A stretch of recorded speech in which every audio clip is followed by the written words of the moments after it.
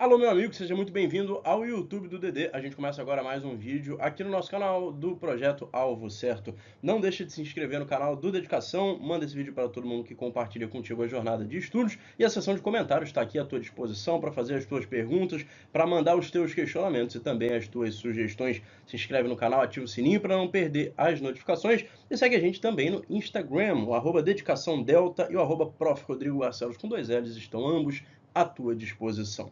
Vejamos o seguinte, este nosso encontro de hoje é a terceira parte dos encontros sobre o sistema neoclássico de delito, que são a segunda parte, por sua vez, do nosso mini curso, entre aspas, aqui no nosso canal do YouTube do Dedicação Delta, sobre os sistemas de teoria do delito. Já vimos o sistema clássico e os seus elementos essenciais, agora passamos ao sistema neocantiano, neoclássico. As aulas anteriores já estão aí no nosso canal aqui na sequência. E nós terminamos o nosso último encontro discutindo alguns elementos importantes acerca, sobretudo, da teoria da ação e da teoria da ilicitude no modelo neocantiano ou neoclássico de delito, e podemos perceber que tipo de ilicitude, formando ainda uma faceta mais objetivada do delito aqui, são dois conceitos que não se autonomizam, portanto que têm uma poderosa dependência um do outro. Agora, nos faltou examinar a culpabilidade, que tem também particularidades relevantes, que já caíram em prova milhões de vezes e que você precisa necessariamente conhecer. Façamos uma brevíssima reconstrução. Quando a gente discutiu o sistema clássico de delito, nós compreendemos que List e Belling conceituavam culpabilidade como a mera relação psíquica ou relação psicológica entre o autor e o seu fato. Então, pautados naquela ideia de causalidade, quiseram construir para a ação tipicamente antijurídica uma causalidade material e para a culpabilidade uma causalidade moral ou psíquica ou subjetiva. E List ali então desenvolveu a sua teoria geral de culpabilidade, em que imputabilidade é o seu pressuposto e dolo e imprudência os seus modos de imputação ou as suas modalidades de imputação, ou essencialmente as próprias culpabilidades dolosa e culposa, ou como é mais comum de aparecer nas provas para delegado de polícia, as suas espécies de culpabilidade. A gente tem uma muito relevante modificação da teoria da culpabilidade do modelo clássico para o modelo neoclássico, não somente no que se refere aos seus componentes, mas também no que se refere ao seu conceito. Uma das grandes críticas que foram opostas ao sistema clássico de delito, no que se refere à culpabilidade, nós já a vimos. Ela diz respeito aos delitos culposos. É absolutamente impossível tentar explicar, do ponto de vista causal naturalista, um crime culposo que só se pode conhecer se nós fazemos referência à norma. Ou seja, só nos é possível explicar o crime culposo se nós antes compreendemos o dever jurídico de cuidado. E para compreender o dever jurídico de cuidado, nós devemos ir à norma, conhecer esse dever, para que possamos ver, no caso concreto, o dever que nós omitimos, ou seja, que nós mal atendemos, e aí sim teremos um crime culposo.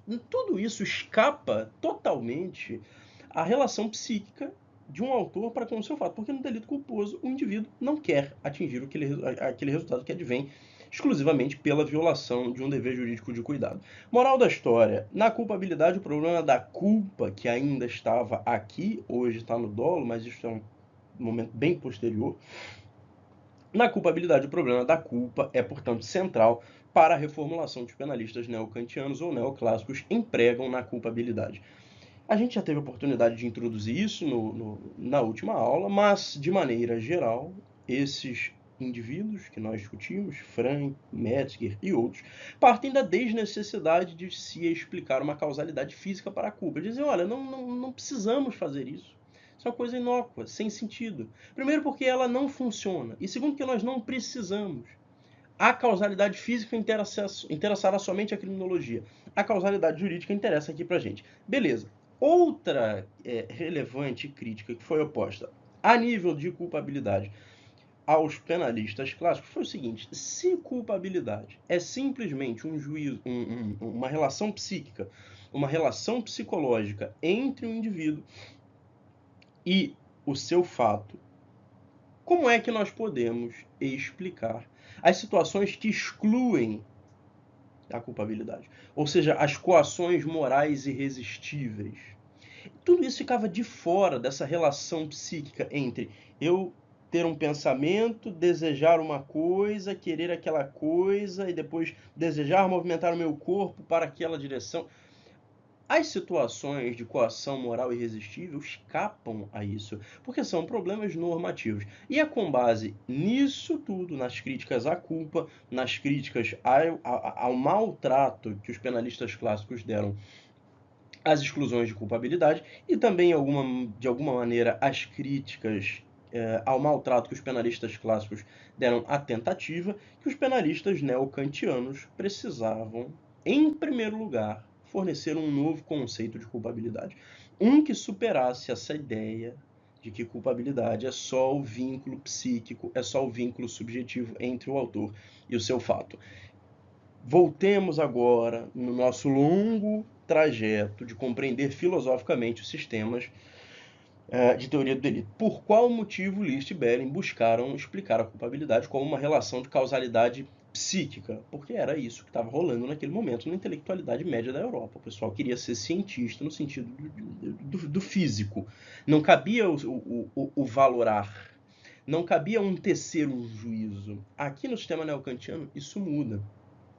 E aí, portanto, os penalistas neocantianos partem de um pressuposto, que é: precisamos separar o objeto valorado do valor atribuído ao objeto. E aí nós temos, então, a passagem de uma teoria psicológica pura, que no modelo clássico era atrelada a essa culpabilidade que nós vimos, em que imputabilidade é um pressuposto, dolo e imprudência são suas espécies, para uma teoria híbrida, mista, um intermédio chamado de psicológico-normativa. Ela é ainda psicológica, porque contempla ainda os elementos subjetivos, como dolo e culpa, não exclusivamente, porque como a gente viu no nosso último encontro, havia elementos subjetivos do injusto aqui, da antijuridicidade, como as particulares condições de ânimo e outras. Vimos isso com detalhe de autores, inclusive. Mas ainda havia elementos subjetivos aqui na culpabilidade. Mas um específico sujeito chamado Reinhard Frank, no que foi secundado por vários outros penalistas, percebe que também a culpabilidade faz evidente referência às normas. Portanto, insere aqui elementos normativos. E olha como fica fácil entender se a gente vai colocando essas pecinhas, né? Isso vem muito por conta do problema da culpa. Que olha, o pessoal do sistema clássico não conseguiu explicar o problema da culpa. Por quê? Porque recusou a admitir que para compreender a culpa é indispensável fazer uma referência à norma. Frank e outros penalistas neoclássicos disseram: não, isso aqui não é errado, não. Fazer referências à norma não somente não é errado, como é impossível proceder de outra forma. Portanto, a culpabilidade só pode ser adequadamente compreendida se nós vamos para a norma. A culpabilidade não está só na cabeça das pessoas. Isso colocado e partindo daquela distinção que os neocantianos fazem e que tomam por essencial entre o objeto da valoração e o juízo de valoração colocado sobre o objeto, eles dizem: beleza, a culpabilidade tem os seus elementos psicológicos, mas ela não se esgota nisso. Porque esses elementos psicológicos são os objetos de uma valoração. Agora é preciso ir à norma para que da norma nós possamos fazer o juízo de valoração que incidirá sobre esse objeto. Eis aqui a filosofia da culpabilidade no modelo neocantiano de delito. Beleza, então que formato a gente tem de culpabilidade aqui? A nível de pecinhas, de componentes, imputabilidade, entre aspas, vamos explicar isso aqui melhor, mas entre aspas, o que a gente hoje concebe como exigibilidade de conduta diversa, e dolo e culpa. Vamos examinar isso aqui com muita calma. Rodrigo, a imputabilidade aqui continua sendo um pressuposto da culpabilidade? Mais ou menos. List estabelece culpabilidade como um pressuposto de culpabilidade de maneira literal, assim, bem taxada, in your face, né? Só que no modelo neoclássico, isso aqui isso começa a ser questionado, porque vários dos penalistas neocantianos começam a pensar que o pressuposto da culpabilidade é a norma e não é a imputabilidade. Você diz: Rodrigo, mas Que loucura. Pois é, eu te falei isso no nosso primeiro encontro. São muitos os autores, tem briga de escolas filosóficas aqui, cada um faz a sua construção. Então, vários dos penalistas aqui, sim, compreendiam que as capacidades jurídicas, desculpa, as capacidades individuais estavam contidas lá na culpabilidade, sob a forma de imputabilidade, mas que o pressuposto do delito não era a imputabilidade e sim a norma. Isso coloca a imputabilidade ainda como um componente de culpabilidade. Só que questiona se ela é ainda o pressuposto da culpabilidade ou um componente da culpabilidade. Eu não me recordo, apesar desse ser um tema de história de teoria do delito, eu não me recordo de nenhuma questão de prova para delegado de polícia, nem para qualquer outra carreira, que tenha especificamente questionado de um candidato, seja na fase objetiva, seja na discursiva oral, se do modelo clássico para o modelo neocantiano, a imputabilidade permanece com essa característica de pressuposto da culpabilidade, com essas palavras. Se você eventualmente se deparar com isso, o que eu acho muito difícil, porque é um negócio muito específico, que não muda nada na vida de ninguém, mas se você se deparar com isso, a melhor resposta possível é: olha, a imputabilidade compunha, em sentido muito amplo, a estrutura da culpabilidade no sistema clássico. Ela, no sistema neocantiano, ainda compõe, em sentido muito amplo, a estrutura da culpabilidade. Mas List, no sistema clássico, lá no seu livro, escreve exatamente essas palavras. Imputabilidade é um pressuposto de culpabilidade. No âmbito dos penalistas neocantianos, há alguns autores que começam a questionar isso, dizendo: não, imputabilidade não é o pressuposto do delito é um juízo normativo. Mas ainda assim a culpabilidade integra ali o grande grupo, o grande extrato da culpabilidade. E a exigibilidade de conduta diversa? Esse nome é mais recente, mas ele busca fazer frente, digamos assim, a um outro problema que foi mal trabalhado dentro da teoria do delito. Só para a gente fechar, por que o problema ali da imputabilidade, questionando como se ele é o pressuposto do delito ou não, por que ele ganha novos contornos aqui? Porque a importância das normas fica anabolizada no sistema neoclássico. Então começa a pulular, né? Uma boa palavra, pulular, começa a viralizar, para usar o termo da moda, nos livros dos penalistas kantianos, a noção de que o pressuposto do delito é a violação de um dever normativo, o que, do ponto de vista do sistema causal, não fazia a menor noção. Lá, o pressuposto de um delito era que eu tivesse capacidades físicas naturalistas de não me mover ou me mover e tivesse se atuar de maneira ilegítima. Então, a imputabilidade busca fazer frente no modelo neocantiano. Há uma crítica que foi oposta ao modelo clássico. E a exigibilidade de conduta diversa, ou seja, a noção de que você só pode tornar culpável alguém que agiu contrariamente ao direito, podendo não agir. Busca fazer frente a um outro problema da culpabilidade no modelo clássico de delito, que nós já introduzimos aqui.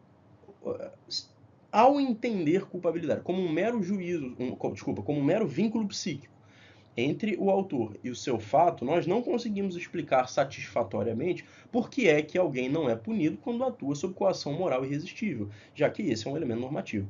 Então os penalistas neocantianos dizem: olha, é um elemento da culpabilidade de referência normativa, necessariamente normativa, que esse indivíduo pudesse adimplir ao dever. Olha como as coisas vão fazendo sentido. Se o pressuposto do delito é o dever normativo, para que alguém seja considerado culpável, é preciso que ele pudesse satisfazer esse dever. Quando eu, Rodrigo, atuo sob coação moral irresistível, eu não posso adimplir esse dever, porque eu estou coagido. Eu estou com o meu âmbito de autodeterminação reduzido. E como é que a gente compreende esse dever? Fazendo uma referência à norma. Dessa maneira, a imputabilidade, que antes era um problema físico, físico naturalístico, né? Estava dentro da cabeça, aqui passa a ser um problema normativo. A exigibilidade de conduta diversa, que lá, no âmbito dos penalistas clássicos, nem entrava adequadamente no debate, aqui passa a ser um problema relevante e é um problema normativo. E, além disso, temos ainda a manutenção do dolo e da culpa, que ganham também aqui um poderoso elemento normativo, que nós já veremos. Mas a moral da história é cada um dos elementos, componentes da culpabilidade no sistema clássico é construído de maneira naturalista, de maneira a aproximar o discurso dos juristas do discurso dos cientistas. No âmbito dos penalistas neocantianos, isso muda, e cada um dos elementos da culpabilidade está mais tendente à aproximação do discurso dos juristas ao discurso dos filósofos, e, portanto, à aproximação do direito, dos valores, da filosofia dos valores e dos juízos normativos. Beleza, mas a primeira coisa que eu te disse foi os penalistas neocantianos, então, os penalistas, para que pudessem trabalhar essas novas categorias de delito, precisaram antes superar aquele conceito antigo de culpabilidade, segundo o qual essa categoria se esgotaria numa mera relação psíquica entre o autor e seu fato. Que conceitos de culpabilidade nós tivemos aqui? São vários, mas o mais relevante é o de Reinhard Frank, que escreve lá em 1907 um livrinho que não convence ninguém. Eu até tenho essa desgraça desse livro aqui, tá aqui atrás aqui de mim. É um livrinho que ele escreve em 1907, chamado A Estrutura do Conceito de Culpabilidade. E ele diz o seguinte: apanhando todas essas críticas, fica evidente que o modelo clássico não conseguiu explicar satisfatoriamente a culpabilidade. Beleza, porque ela não se esgota nesse juízo psíquico, nesse vínculo psíquico. Fica evidente também para Reinhard Frank que culpabilidade é um juízo de valor. Olha como tudo faz sentido, né? Olha como tudo faz sentido. Se culpabilidade é um juízo de valor, se culpabilidade não é uma mera relação psíquica entre o autor e seu fato, é preciso dizer que juízo de valor é esse.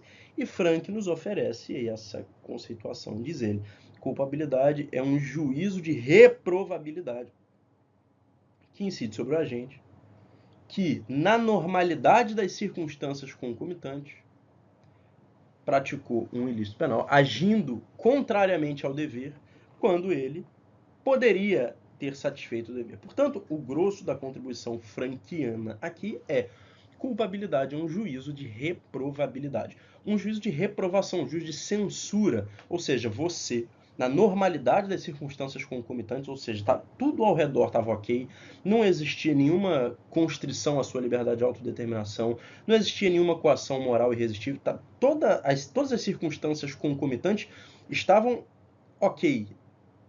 Mesmo assim, você decidiu praticar um delito. Então, na normalidade das circunstâncias concomitantes, você tendo condições mentais normais, o que List colocava lá dentro das capacidades e, portanto, dentro da imputabilidade, agiu dolosa ou imprudentemente. Moral da história: em Frank, culpabilidade pela primeira vez passa a ser chamada de reprovabilidade. Um conceito que até hoje está entre nós do primeiro ao último livro que você lerá, com exceção de Nilo Batista e de um ou outro autor como David Paiva Costa Tangerino e outros ali a colar. Mas no geral do primeiro ao último livro, do primeiro ao último precedente do Supremo e do STJ que você pegue hoje, culpabilidade é um juízo de reprovabilidade. E por que isso funciona assim? Frank parte do seguinte pressuposto: se você estava na normalidade das circunstâncias concomitantes, você poderia ter optado por adimplir o dever normativo. Você, todavia, optou por não adimpli-lo de acordo com o teu próprio livre-arbítrio. Você, portanto, pode ser censurado. Então, culpabilidade passa a não ser mais um vínculo psíquico entre o autor e o seu fato. Isso é só o objeto da valoração. Mas culpabilidade passa a ser agora, ela sim, a própria valoração. Olha como o treco dá uma virada de 180 graus, sei lá, 300, 180? É 180. 360 volta para o mesmo lugar. Perceba como o treco dá uma virada de 180 graus. Em List, culpabilidade se esgota no objeto. Aqui, nos neocantianos, a culpabilidade é o juízo sobre o objeto. Olha que treco legal. E isso aqui, porra, de tal forma penetrou na teoria do delito que Weltzel, movimentando todas as pecinhas desse xadrez muito louco aqui, que é a dogmática penal, não pôde abrir mão de continuar dizendo que culpabilidade é um juízo de probabilidade. Então a gente vai perceber, quando estudarmos aí numa aula futura o sistema finalista, modelo teleológico, como faz, que Weltzel reformula as pecinhas da culpabilidade. Mas ele não abre mão de continuar dizendo que culpabilidade é ainda um juízo de probabilidade. De modo que esse conceito que Reinhard Frank oferece aqui, culpabilidade é um juízo de reprovabilidade, ele é um conceito neocantiano que rompe com o conceito clássico, só que ele perpassa os neocantianos e chega até os finalistas, chegando até hoje na gente. Esse aqui é o conceito fundamental de culpabilidade. Rodrigo, normalidade das circunstâncias concomitantes. Essa expressão de Frank. Hoje a gente chamaria isso aqui de inexigibilidade de conduta diversa. Por quê? Porque as circunstâncias concomitantes não estão normais. Ou eu estou com uma arma na cabeça, ou eu estou em estado de necessidade exculpante, ou eu estou sob qualquer outra situação que me restringe a capacidade de autodeterminação. O ponto fundamental da culpabilidade aqui é uma contrariedade ao dever normativo que precisa ser compreendido a partir da norma e que, uma vez contrariado, gera um juízo de censura por parte do ordenamento jurídico, que será feito pelo magistrado. Agora, outros autores ofereceram seus conceitos? Sim, assim como lá na teoria da conduta. Em Maier, nós vamos encontrar a ideia de que culpabilidade é a atuação da vontade. Olha aquilo que a gente falou sobre vontade, né? Aquilo que a gente falou lá em teoria da ação, no último encontro. Não vai confundir isso aqui com a vontade, com o significado de vontade e finalidade que Weltzel dá para essa palavra, cuidado. Mas a ideia de culpabilidade como atuação da vontade de forma contrária ao dever que tem por efeito um resultado antijurídico. Em Hegler, culpabilidade é um juízo de valor negativo contra quem actuou com inimizade ou indiferença para com a sociedade. Em James Goldsmith, culpabilidade é um juízo contra quem não se fez motivar pela representação do dever, apesar da exigibilidade. E um segundo conceito também de Goldsmith, culpabilidade é a atribuição de uma motivação reprovável ao fato jurídico. Ou seja, está aqui a inserção de dados normativos dentro da culpabilidade. Qual o fundamental? O dever, a contrariedade ao dever jurídico. E aí disso é que nós extrairemos a normalidade das circunstâncias concomitantes, que hoje chamaremos de exigibilidade com diversa. É disso que nós extrairemos o juízo de reprovabilidade, que é o juízo de censura que será feito contra o agente. Então, em List e Behring, toda a construção da culpabilidade como elemento da teoria do delito é cega para essas circunstâncias aqui. Para dever, para norma, para juízo, para valores. Não tem. Mas aqui, isso aqui não somente tem, como é o determinante, como é o determinativo, como é o mais importante. Moral da história. Tá numa prova, começou a aparecer juízo de valor, contrariedade ao dever, reprovável, reprovabilidade, censura, axiológico, essas palavras que fazem referência a valorações e ao papel do intérprete na valoração das coisas, você está sendo levado ao modelo neocantiano de delito. Sem sombra de dúvida. Moral da história. A gente passa a ter, então, uma culpabilidade que é conceituada como um juízo de reprovabilidade dirigido àquele que contrariou o dever normativo. Beleza. Quais são os seus elementos? A imputabilidade, que tem todo um caráter normativo agora. Em List não tinha, mas aqui tem. Que é a capacidade de atender ao dever. E o dever é normativo.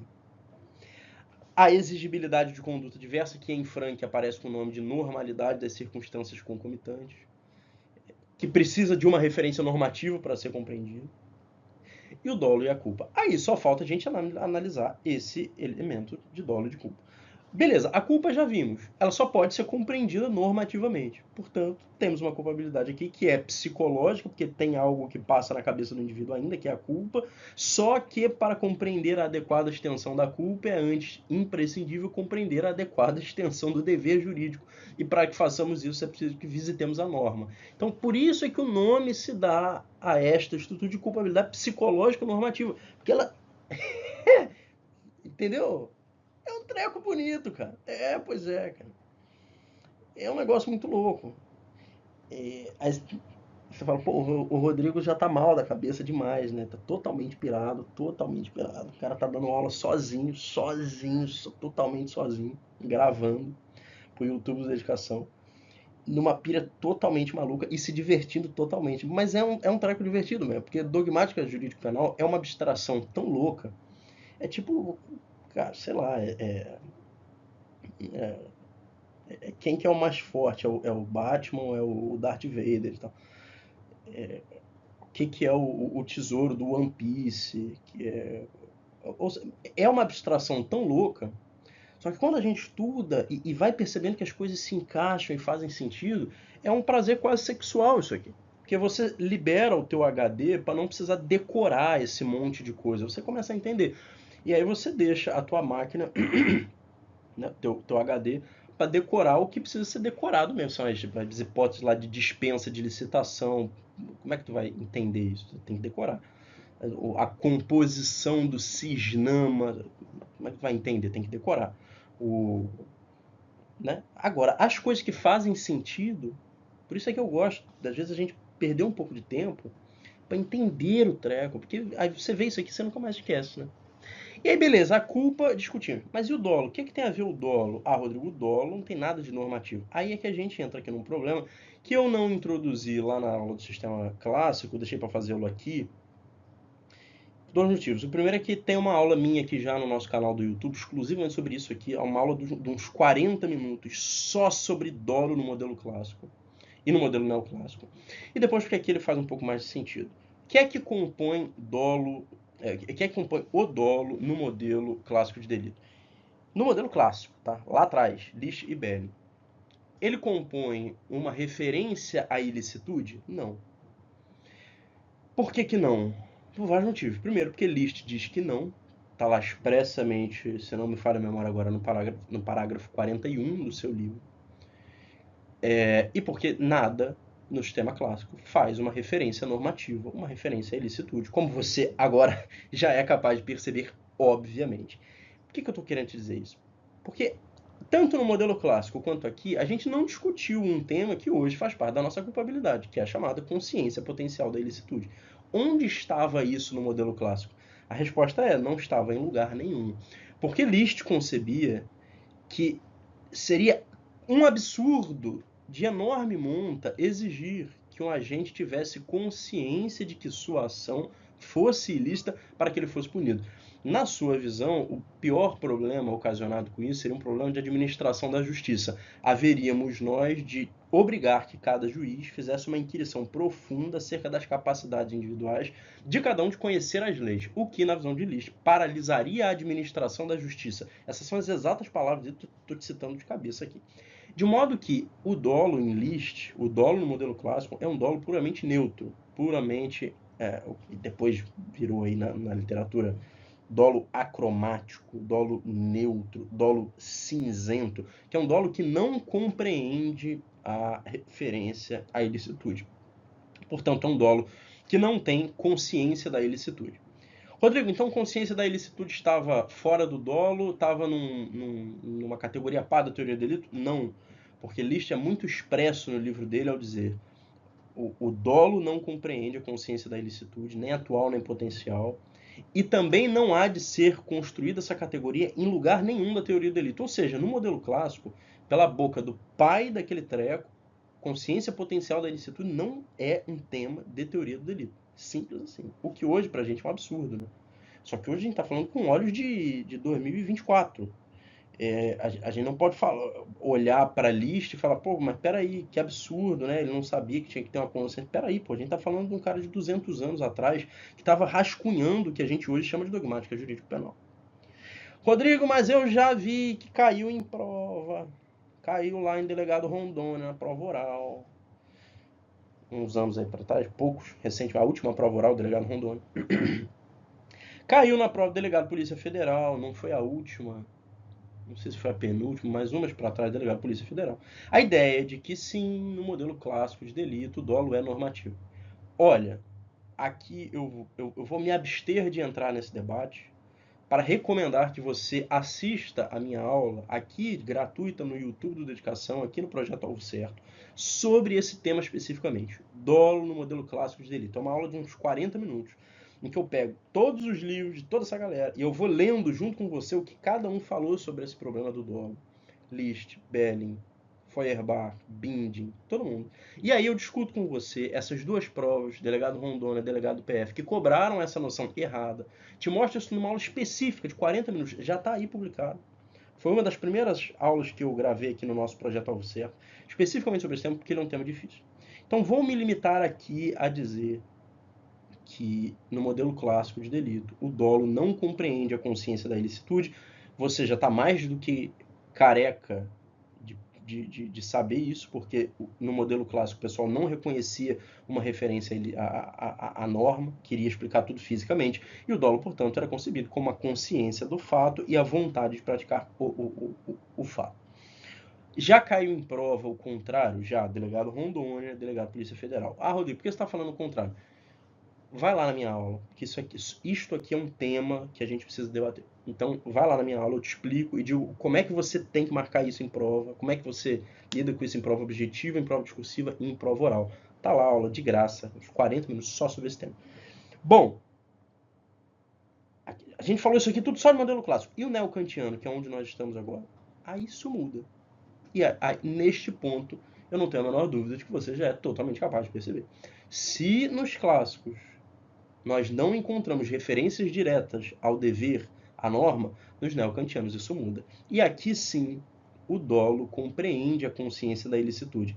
Trata-se, portanto, de uma alteração do dolo neutro, acromático, cinzento, para um dolo normativo, ou, segundo alguém achou bonito nomear aí, sei lá quem, um dolo colorido, que é um dolo que tem, além da consciência do fato, e além da vontade de praticar a ação, a necessidade da consciência da ilicitude. Ou seja, no modelo neocantiano, meu dolo compreende a consciência do fato, a vontade para o fato e a consciência da ilicitude. Rodrigo, mas eu pensei que na culpabilidade nós tivéssemos consciência potencial da ilicitude como um critério autônomo. Sim, mas isto aqui hoje, no modelo finalista, a gente ainda está um modelo atrás do nosso. Saca? No modelo finalista, sim, a consciência potencial da ilicitude sairá do dolo e figurará como um elemento autônomo dentro da culpabilidade. Mas isto é um momento daqui a pouco, né? Cuidado com as coisas. Moral da história. Temos aqui na culpabilidade uma teoria psicológico-normativa. É ainda psicológica? Sim, porque ela tem dados psíquicos. O dolo, a consciência do fato, a vontade de praticar o fato, a imprudência e as capacidades de atender ao dever. Agora, ela também tem elementos normativos? Tem todos. Porque todos os elementos, ainda os subjetivos, têm referências à norma. Até o dolo, porque tem a consciência da ilicitude dentro dele. Até a culpa, sobretudo a culpa, porque ela só pode ser compreendida a partir do dever da norma. Até a imputabilidade, sim. Porque a imputabilidade é a capacidade para cumprir o dever normativo.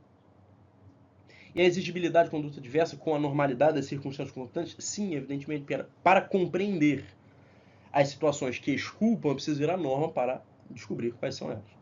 Tudo isso conformado, será possível e autorizado ao magistrado que exerça um juízo de reprovabilidade pessoal contra o indivíduo, que podendo não cumpriu o seu dever. Toda esta lógica fará frente também a uma nova teoria do bem jurídico, que se lá nos clássicos tinha a conformação que a gente viu, aqui muda ligeiramente. E para os penalistas neocantianos, bem jurídico pode ser tanto um interesse do Estado, quanto uma norma de cultura reconhecida pela norma de direito. Esse será um conceito fundamental dentro do modelo neocantiano, que partirá da seguinte ideia: as normas jurídicas, elas simplesmente reconhecem as normas de cultura, ou seja, as práticas sociais, costumeiras, religiosas, morais e éticas, e estabelecem sobre elas uma valoração jurídica, de novo, um valor, um juízo de proteção, para enforçá-las, né? Essa palavra acho que não existe no o enforcement, né, do inglês, tem a palavra melhor para a gente usar, que é o para oferecer uma proteção jurídica para a norma de cultura. A noção do bem jurídico, portanto, se nós a comparamos entre o sistema clássico e o sistema neocantiano, aqui ela é anabolizada, que ela se expande. E os penalistas aqui compreendem que bem jurídico pode ser a finalidade do Estado, uma intenção do Estado, uma norma de cultura.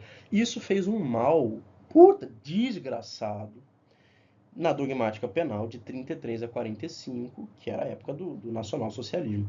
Os penalistas nazistas construíram um modelo de delito que era puro desatendimento ao dever, um modelo de delito que era puro direito penal da vontade.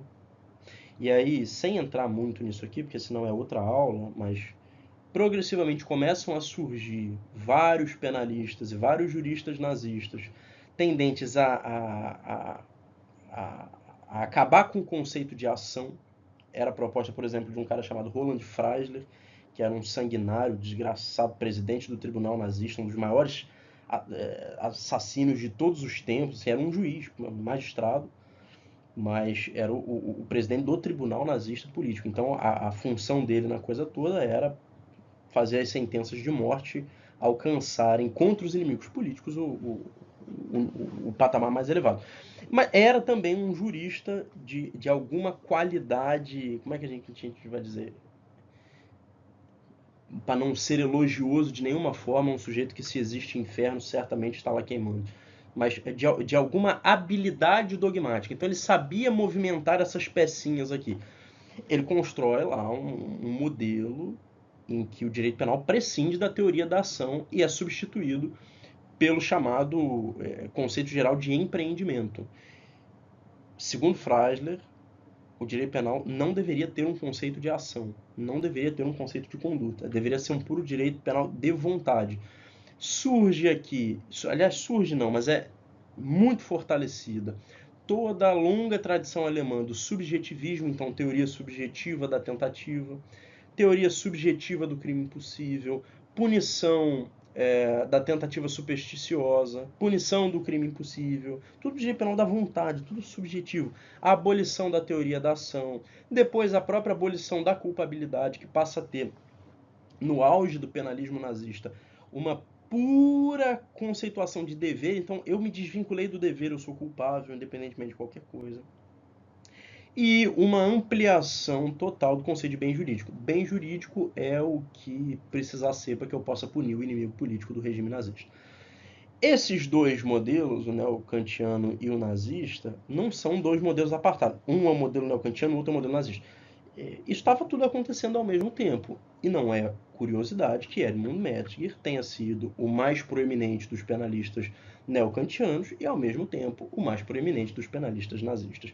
A gente termina este momento aqui ao redor aí de 45, 1945, 1940 e pouquinhos.